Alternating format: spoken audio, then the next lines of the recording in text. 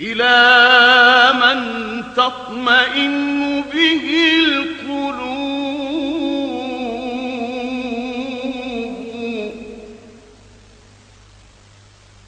فكم لله من تدبير أمر طوته عن المشاهدة الغيوب. السلام عليكم ورحمة الله وبركاته. ازيكم حبايب قلبي، عاملين ايه؟ يا رب دايما تكونوا بخير. النهاردة يوم السوق، وزي ما متعودين كده مني اللي هو ايه، بصور اول الفيديو مشتريات اللي اشتريتها من السوق، يعني ايا كان، سواء يعني اشتريت خضار، فاكهة، ايا كان. بس لو لسه بتتفرج على الفيديو جديد، ما تنسيش تحط اللايك والاشتراك في القناة لا يوصلك كل جديد بعمله. وحشتوني قوي والله العظيم. هنبدأ كده يومنا بالذكر على النبي عليه الصلاة والسلام. اللهم صل وسلم وبارك على سيدنا محمد وعلى آله وأصحابه أجمعين. النهاردة كده هنعمل ايه؟ انا اشتريت حتة لحمة حلوة كده يا جماعة، بصراحة مش انا اللي مشترياها، يعني من الاخر هو جوزي اللي مشتريها، بس بصراحة يعني القطعية حلوة بصراحة، يعني جميلة، وكان طعمها تحفة اقسم بالله. بس يعني هرجع اقول لكم انا اشتريت لان انا متعودة ان انا اشتري الحاجات وكده. هو انا مشتريت التسويق او كله، ولكن جوزي هو اللي مشتري اللحمة بصراحة. بس هنبدأ كده ايه بسليق اللحمة. انا بغسلها كده شطفة كده بسيطة، لان اللحمة ما بتتغسلش، بس انا لا، ما بقدرش، يعني لازم اغسلها ايه شطفة كده بسيطة بالمية وبعدين ايه اروح حطها المية بتاعة السلق. حطيت اللحمة وبعدين الطماطم، يعني قطعة من الطماطم وكده، او حباية من الطماطم، وبصلاية كده صغيرة بقطعها. عقبال ما اللحمة بتستوي يا جماعة، الطماطم والبصل ده بيدوب خالص، بيديلنا شوربة حلوة بصراحة، وطعمها بتبقى حلو. انا متعودة ان انا احط في الفراخ الملح والبهارات وكله، ولكن في اللحمة ما بحطش في الاول الملح والكلام ده. زي ما انتوا عارفين اللحمة ايه بتاخد سوا شوية. ونبتدي كده ايه نحضر البصل. انا كنت جايبة الكوسة دي. انا بحب الكوسة اللي اعملها طبيخ او اطبخها يعني وكده، تبقى اللي هي الكبيرة دي. في اللي هي الكوسة الصغيرة بس بحبها في المحشي، ولكن الكوسة الكبيرة دي بحبها ان انا اطبخها وكده يعني. وكنت جايبة كمان سبانخ، بس شلت السبانخ خالص في التلاجة، قلت اعمل الكوسة النهاردة وكده. بس بدأت احضر طحنت كده عصير طماطم. عملت عصير طماطم شوية اللي قدامكم دول ما كفوش، رحت عملت تاني. ببتدي اقطع البصلة عشان يبقى كل حاجة جنبية جاهزة وكده. ماشي، قطعت البصل وبعدين هروح بيها على الحلة. بس قبل ما بحط البصل بحط حبة السمين بتاع اللحمة. انا كنت مقطعاه، هو مش السمين، هو عندنا في الصعيد بنقول عليه دهن، او الدهون بتاعة اللحمة دي. ماشي، انا خدت منها قطعة وقطعتها مكعبات صغيرة، هحطها في الحلة قدامكم زي ما انتم شايفين. بس انا بحب ابدأ بكل حاجة احضرها كده. هو انا كده يعني في الاول انا ما كنتش بحضر الحاجة قبل ما اعمل الاكل، ولكن بدأت اعمل في الحكاية دي، لان بتسرع معايا الاكل وكده. لما بحضر الحاجة في الاول، اجهز البصل والطماطم والخضار اللي هطبخه، بتبقى كل حاجة في ايدي بصراحة، يعني بعمله بسرعة الاكل. انا بصراحة انا بخش المطبخ ما بطلعش من المطبخ غير وانا عاملة كل حاجة فيه. سواء اغسل المواعين او انضف المطبخ او اعمل الاكل، كل حاجة تبقى خالصة في ساعة يعني، على عقبال ما الاكل يستوي ايدي تبقى في غسيل المواعين، او كم طبق طلعوا من بحضر الاكل والكلام ده. لازم كل حاجة ورايا كده اول باول. وده في الاخر لما اخلص الاكل بيبقى المطبخ حواليا نضيف. بس انا بدأت كده اقطع الكوسة مكعبات او مثلثات زي ما بتقولوا في اي في البلد اللي انتوا فيها يعني زي ما بتقولوا، انا قطعتها مكعبات يعني كده.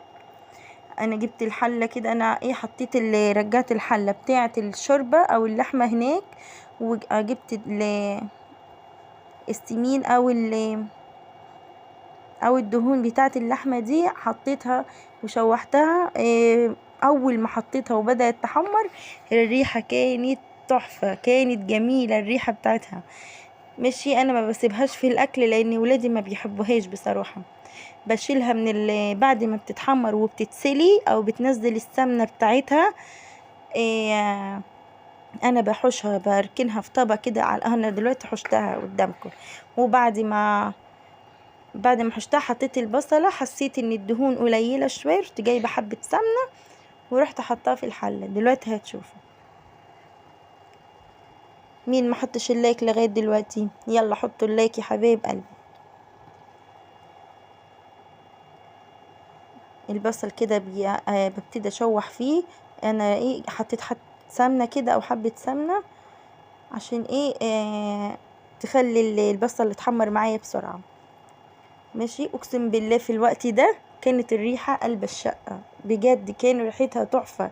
اللي الدهون بتاعه اللحمه او الدهنه زي ما بتقول في اي مكان انتوا فيه. احنا عندنا في الصعيد بنقول كده.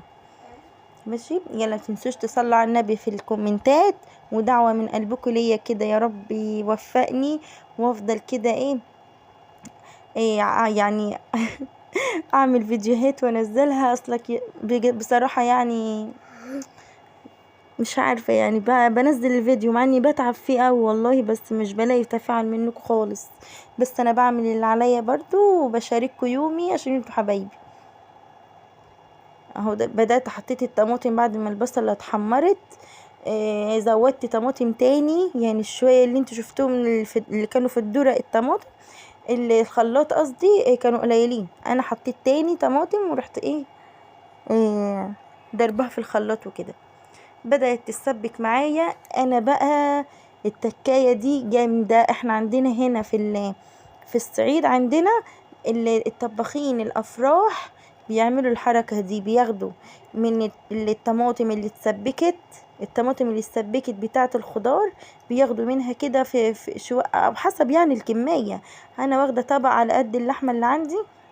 ماشي، وبعدين باخد الطماطم دي اللي اتسبكت وبروح حط عليها جوز الطيب وبهارات وسبع بهارات ومرقة طبعا وحبة ملح، وبتطلع جامدة. ونسيت الفلفل الاسود اقول لكم عليه. كل ده يا جماعه تحطوه مع شويه الطماطم اللي انتوا سبكتوها، حطوهم في الطبق، وكل البهارات اللي قلت لكم عليها دي، ورشوا بيها اللحمه من فوق. وهعمل دلوقتي قدامكم. والله اقسم بالله كانت طعمها تحفه، كاني كنت في فرح. طباخ اللي عاملها او الشيفات زي ما بتقولوا، يعني الشيفات بتاعت الافراح يعني وكده.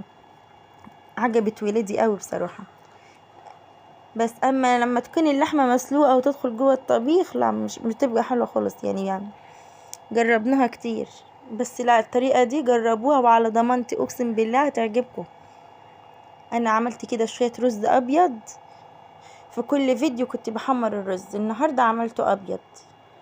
على فكره انا بعمل الرز الابيض ده على طول، بس مش لازم يعني اكون بصور والكلام ده، لا عادي يعني بعمله جنب كفته، جنب سجق، كبدة مثلا كده يعني. بس الرز ده احنا بنحبه. انا اي حاجة بعملها بركنها لورا تستوي. هنا كانت الكوسة بتغلي. ماشي، هقلبها ده تقليبتين كده واغطيها برضو. انا هنا في الوقت ده كنت بدور على غطا الحلة مش لاقياه، حطيت غطا حلة كبير وخلاص، او غطا حلة تانية يعني. هنا هجيب الصينية بتاعتي واحط فيها اللحمة زي ما انتوا شايفين. والتركاية الجديدة بتاعتي او مش الجديدة يعني، هي طبق الصلصة دي اللي انا حشته من الحلة بتاعت الكوسة. هبتدي اهو احط اللحمة في الطماطم، وبعدين الاقي لا الموضوع زي بعضه، وراح كبل الصلصة على اللحمة زي ما انتوا شايفين، وبتبقى طعمها حلو. بحطها في الفرن يا دوبك بحطها على الارضيه بتاعه الفرن، ويا دوبك بتاخد التشويحه بتاعتها وعلى الشوايه، وبعدين بفصل عنها على طول. شايفين الكوسه عامله ايه يا جماعه؟ لا متكسره ولا مهريه ولا اي حاجه، كل ده بسبب ان انا ما قلبتهاش كتير بس. ويا رب الفيديو بتاعنا النهارده يعجبكم، وما تنسوش اللايك يا جماعه، وكومنت حلو زيكم.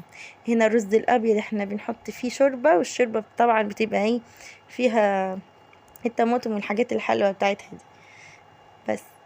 يا رب الفيديو بتاعنا يعجبكم، والف شكر على المتابعه. ويلا يا حبايب قلبي، سلام.